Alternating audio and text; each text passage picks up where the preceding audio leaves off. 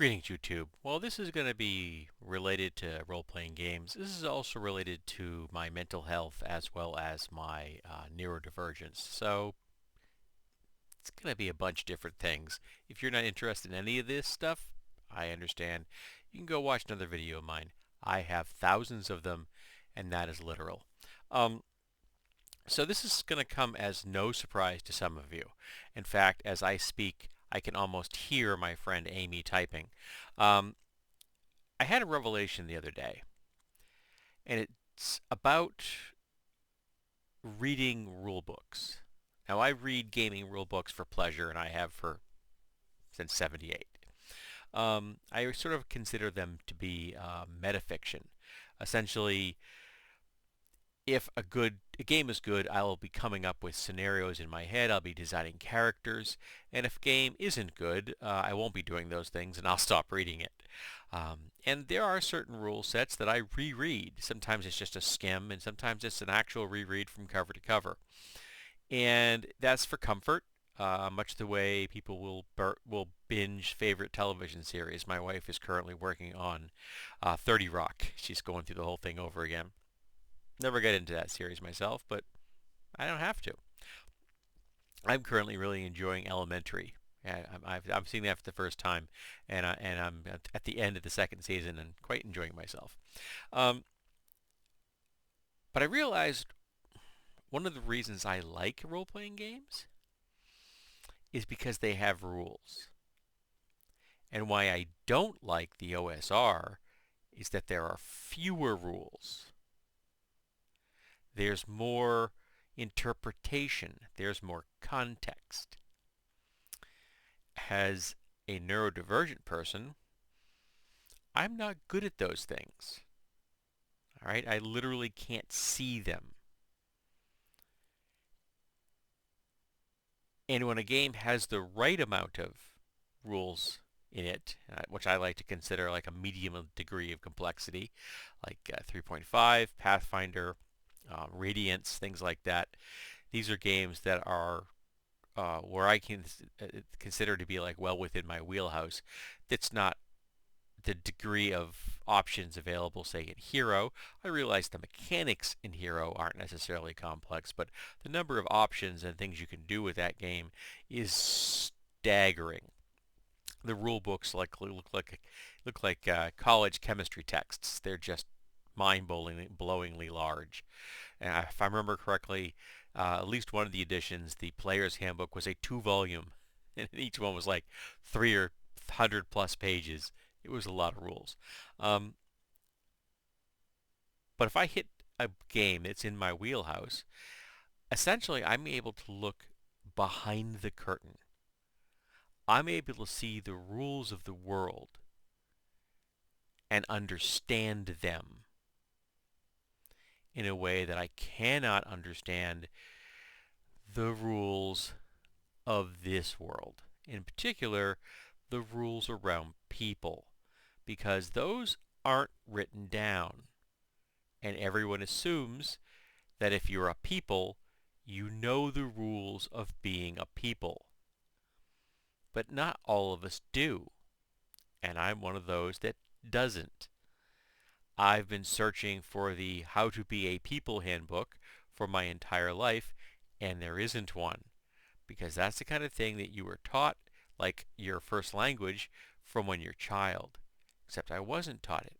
Not only was I not in a household that recognized my neurodivergence, it didn't recognize my mental health issues, and I was raised in a violent household with an alcoholic and a passive-aggressive parent that enabled the alcoholic to continue their reign of terror for the first 14 years of my life, laying down a foundation of problems that I'm still working through at 59. Yay me.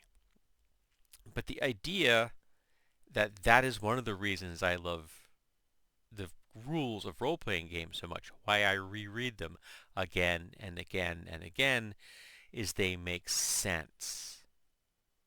I can see them, and there are going to be corner cases where there aren't the rules I need, but those corner cases are the exception, if you'll pardon the pun, and not the rule. That's why I don't like the OSR. There, the corner cases is every day, and the rules are incredibly thin because a lot of folks enjoy ruling, not rules. And now I really grasp why I don't like that. Because you're asking me to do the same thing I do in everyday life. Don't understand what's going on. Have to make judgments, have to make interpretations, and I'm going to do it in an inconsistent manner, and I'm going to do it again and again and again. And if I have to make that same decision a dozen times, I'm probably going to come up with 13 answers. Whereas if I have a rule in front of me, if I disagree with it, at least I have something to work from. I'm not reinventing the wheel. I'm saying, okay, this particular wheel doesn't work quite the way I like. I could tweak this and get it to be humming along just the way it makes me happy. As opposed to being told, okay, no, here's all the components that you have to use to build the wheel before you can get going. No, I don't need that. This is something we're supposed to be doing for fun. I don't want to have to reinvent the wheel every single time I encounter a situation. That is terrifying. That is just like the real world. And a good set of role-playing game rules doesn't do that to me. It lets me see behind the rules. It lets me interpret things when I need to, and the rest of the time I can just go on cruise control. It's a turnkey situation, and my life becomes so much easier because someone else has done the work for me.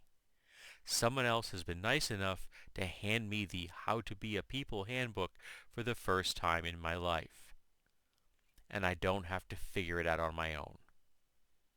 Now, it's not a particularly versatile How to Be a People handbook. It's not like it's going to have a lot of bearing on the real world.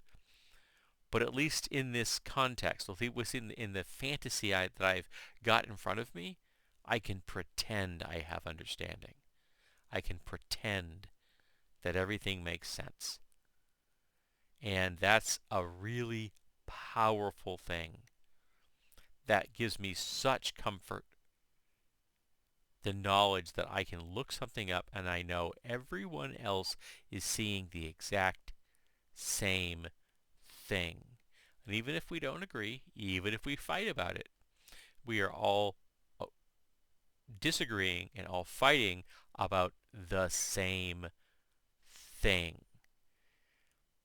And I don't know if I can describe or explain to an autistic person how important that is for me. I've got the book right in front of me. I can see all the rules, even the dumb ones.